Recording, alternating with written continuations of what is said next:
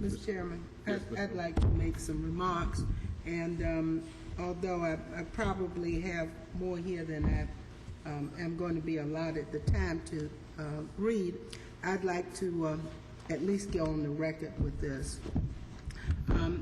Quite often, one would say this has been much ado about nothing, but I've learned that if you don't respond to untruths and half-truths, people begin to believe it's true, and that's the real tragedy here.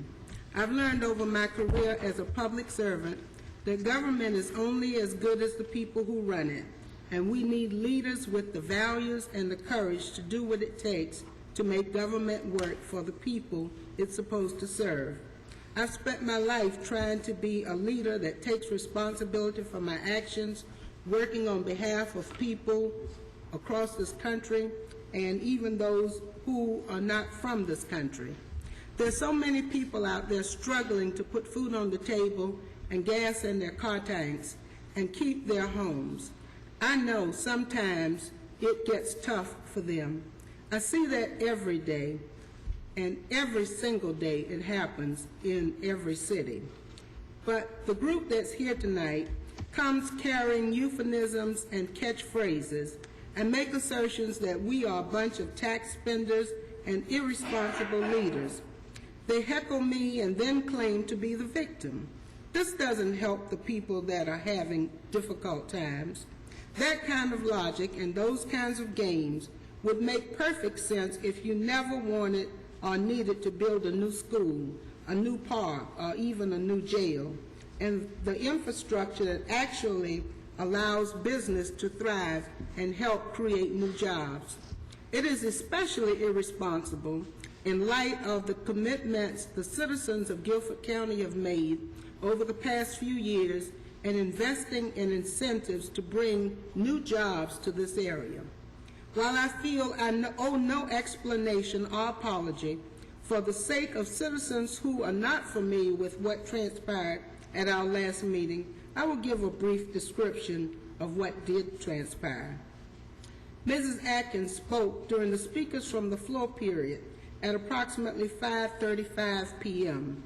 She spoke about the jail coming in $21 million under the budget and suggested that we wanted to build a new jail for the sheriff, and he didn't want it, to build a new office for the sheriff, and he didn't want it and he didn't need it.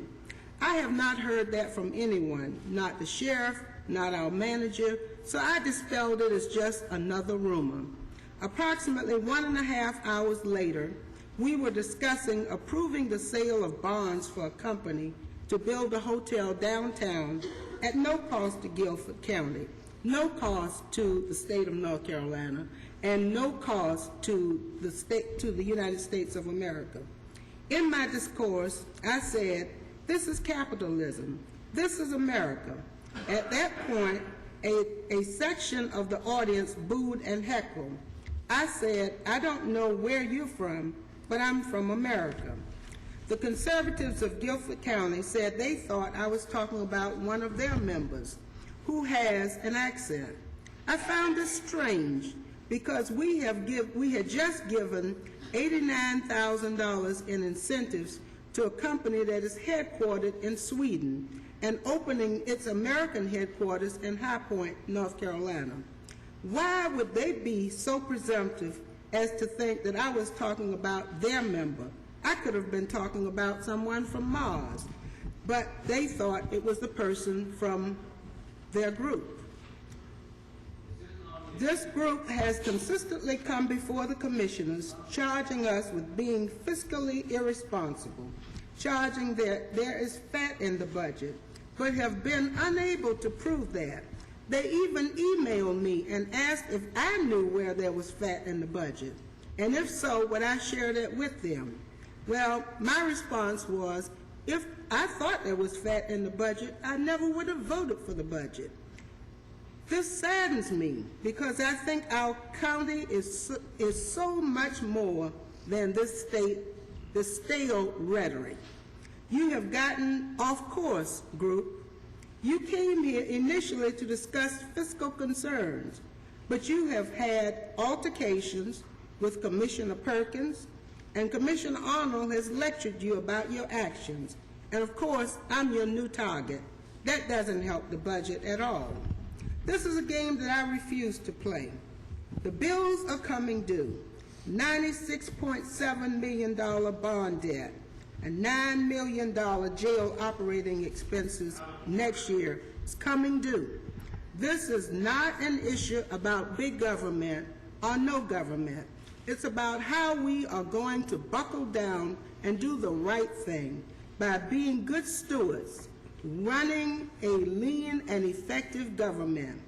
It is time that politicians and groups such as yours, the Conservatives for Guilford County, stop running for or against government, and we all started running it well.